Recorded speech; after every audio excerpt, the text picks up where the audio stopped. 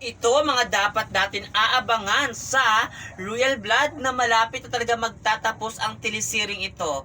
Malapit na talaga malaman kung sino nga ba talaga ang pumatay kay Gustavo. Kaya may duda na ba kayo kung sino ang posibleng papatay dito kay Gustavo, mga kapuso? Kaya aabangan natin ito, malapit na talaga. Kaya ano pang ginagawa nyo?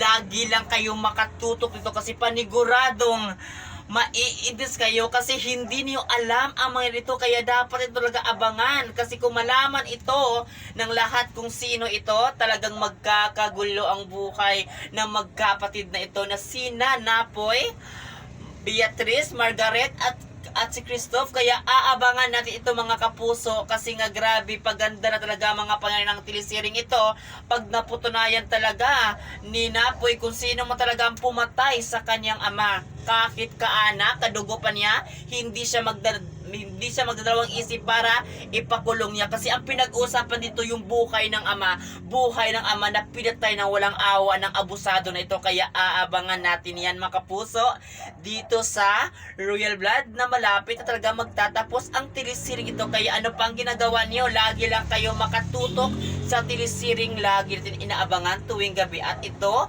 ang Royal Blood. At yun lang mga kapuso, maraming salamat sa panonood sa telesiring ito maging sa video na to. Thank you!